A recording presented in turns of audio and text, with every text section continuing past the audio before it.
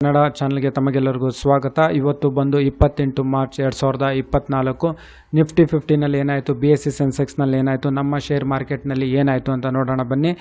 ಇವತ್ತು ಬಂದು ಕೊನೆಯ ಟ್ರೇಡಿಂಗ್ ದಿನ, ಅಂದರೆ ಈ ವರ್ಷದ ಹಣಕಾಸು ವರ್ಷದ ಫಿನಾನ್ಷಿಯಲ್ ಇಯರ್ ಅಂತ ಏನು ಹೇಳ್ತೀವಿ, ಇವತ್ತು ಕೊನೆಯ ದಿನ. ಮತ್ತು ಏಪ್ರಿಲ್ 1ರಿಂದ ಹೊಸ ಫಿನಾನ್ಷಿಯಲ್ ಇಯರ್ ಶುರು ಆಗುತ್ತೆ. ಇವತ್ತು ಟ್ರೇಡಿಂಗ್ ಡೇ ಲಾಸ್ಟು, ಯಾಕೆ ಅಂದರೆ ನಾಳೆನೂ ರಜಾ ಇರುತ್ತೆ, ಶನಿವಾರನೂ ರಜಾ ಇರುತ್ತೆ, ಭಾನುವಾರನೂ ರಜಾ ಇರುತ್ತೆ.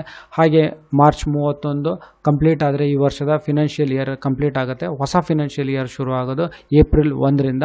ಅದೇ ರೀತಿ ಈ ಒಂದು ವರ್ಷದಲ್ಲಿ ನಿಫ್ಟಿನಲ್ಲಿ ಸುಮಾರು 29% ಏರಿಕೆ ಆಗಿದೆ, BSEನಲ್ಲಿ ಸುಮಾರು 25%, ಸ್ಮಾಲ್ ಕ್ಯಾಪ್ನಲ್ಲಿ ಸುಮಾರು 70% ರಿಟರ್ನ್ಸ್ ಕೊಟ್ಟಿದೆ, ಮಿಡ್ ಕ್ಯಾಪ್ನಲ್ಲಿ ಸುಮಾರು 60% ಅಷ್ಟು ಏರಿಕೆಯಾಗಿದೆ.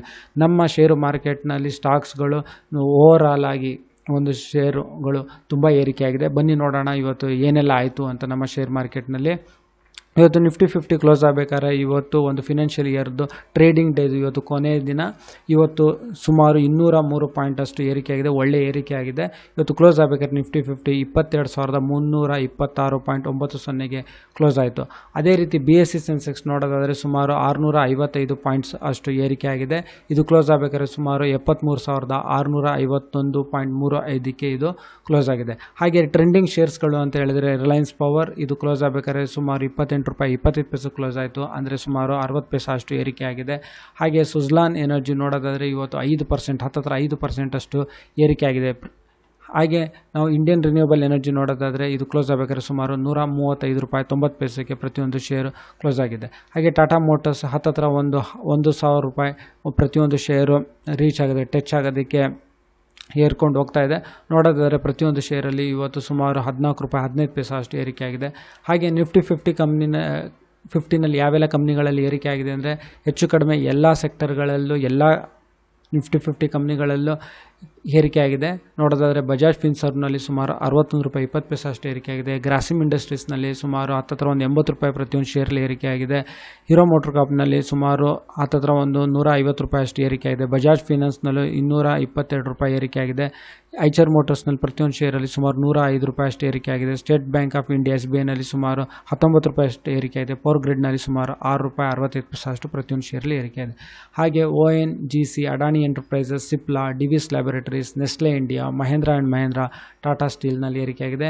Apollo hospitals, doctors Reddy's laboratories, Wipro, L&T, JSW steel, Tata motors, Adani ports, ಹೆಚ್ಚು ಕಡಿಮೆ ಬ್ಯಾಂಕಿಂಗ್ ಇರ್ಬೋದು, ಫಾರ್ಮಾ ಇರ್ಬೋದು, ಹಾಗೆ IT ಕಂಪ್ನಿ ಇರ್ಬೋದು, ಸ್ಟೀಲ್ ಇರ್ಬೋದು, ಹೆಚ್ಚು ಕಡಿಮೆ ಎಲ್ಲದರಲ್ಲೂ ನಿಫ್ಟಿ 50ನಲ್ಲಿ ಏರಿಕೆಯಾಗಿದೆ.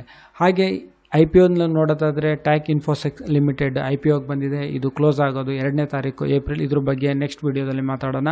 ಹಾಗೆ ಕ್ರಿಯೇಟಿವ್ ಗ್ರಾಫಿಕ್ಸ್ ಸೊಲ್ಯೂಷನ್ಸ್ ಇಂಡಿಯಾ ಇದು SME IPO, 2 SME IPO ಬಂದಿದೆ. ಇದು ಬಂದು ಕ್ಲೋಸ್ ಆಗೋದು 4 ಏಪ್ರಿಲ್ 2024. ಹಾಗೆ ನಾವು ನೋಡೋದಾದರೆ ನಮ್ಮ ಶೇರ್ ಮಾರ್ಕೆಟ್ನಲ್ಲಿ ಏನಾಯಿತು ಫಿನಾನ್ಷಿಯಲ್ ಇಯರ್ ಹಣಕಾಸು ವರ್ಷದಲ್ಲಿ 2023-2024 ಏನಾಯಿತು ಅಂತ ಹೇಳಿದ್ರೆ, ನಿಫ್ಟಿ ನೋಡೋದಾದರೆ 29% ರಿಟರ್ನ್ ಕೊಟ್ಟಿದೆ, 29% ಅಷ್ಟು ಏರಿಕೆ ಆಗಿದೆ, ಗ್ರೋತ್ ಆಗಿದೆ ಅಂತ ಹೇಳ್ಬೋದು. ಒಂದು ಒಳ್ಳೆ ವರ್ಷ ಅಂತ ಹೇಳ್ಬೋದು ನಮ್ಮ ಶೇರ್ ಮಾರ್ಕೆಟ್ಗೆ. ಹಾಗೆ BSE ನೋಡೋದಾದರೆ ಸುಮಾರು 25% ಏರಿಕೆ ಆಗಿದೆ. ಹಾಗೆ ಸ್ಮಾಲ್ ಕ್ಯಾಪ್ ಕಂಪ್ನಿಗಳಲ್ಲಿ ನಮ್ಮ ಶೇರ್ ಮಾರ್ಕೆಟಿನ ಸ್ಮಾಲ್ ಕ್ಯಾಪ್ ಇಂಡೆಕ್ಸ್ ನಾವು ನೋಡೋದಾದರೆ ಸುಮಾರು 70% ಅಷ್ಟು ಏರಿಕೆ ಆಗಿದೆ, ಅತಿ ಹೆಚ್ಚು ಏರಿಕೆ ಆಗಿದೆ. ಹಾಗೆ ನಮ್ಮ ಶೇರ್ ಮಾರ್ಕೆಟಿನ ಇಂಡೆಕ್ಸ್ ಮಿಡ್ ಕ್ಯಾಪ್ ಅಂತ ನಾವು ತಗೊಳ್ಳೋದಾದರೆ ಸುಮಾರು 60% ಅಷ್ಟು ಏರಿಕೆ ಆಗಿದೆ. ಇದು ಒಂದು ಸುವರ್ಣ ವರ್ಷ ಅಂತ ಹೇಳ್ಬೋದು ಒಂದು ಶೇರ್ ಮಾರ್ಕೆಟ್ನಲ್ಲಿ. ಹಾಗೆ ಇನ್ನೊಂದು ಹೇಳೋದಾದರೆ ಅಡಾನಿ ಪವರ್ ಲಿಮಿಟೆಡ್ BHELಗೆ ಒಂದು 4,000 ಕೋಟಿ ಒಂದು ಆರ್ಡರ್ ಕೊಟ್ಟಿದೆ. ಒಂದು ಪ್ಲ್ಯಾಂಟ್, ಥರ್ಮಲ್ ಪ್ಲ್ಯಾಂಟ್ ಇನ್ಸ್ಟಾಲೇಷನ್ ಮಾಡೋದಕ್ಕೆ ಛತ್ತೀಸ್ಗಢನಲ್ಲಿ ಇದಕ್ಕೆ ಒಂದು ಆರ್ಡರ್ ಸಿಕ್ಕಿದೆ BHELಗೆ ಅಡಾನಿ ಪವರಿಂದ. ಇದರಿಂದ BHEL ಶೇರ್ಸ್ಗಳಲ್ಲಿ ಇವತ್ತು ಏರಿಕೆ ಆಗಿದೆ. ಇದು ಒಂದು ಮುಂದೆ ಏನಾಗುತ್ತೋ ನೋಡಬೇಕು. BHEL ಒಂದೇ ದಿವಸದಲ್ಲಿ ಇವತ್ತು ಒಂದು ಒಳ್ಳೆ ಏರಿಕೆ ಕಾಣ್ತು BHEL. ಯಾಕೆ ಅಂತ ಹೇಳಿದ್ರೆ ಇದಕ್ಕೆ ಅಡಾನಿ ಪವರ್ ಇಂದ ಒಂದು 4,000 ಕೋಟಿಯ ಒಂದು installation, thermal power plant installation order ಸಿಕ್ಕಿದೆ.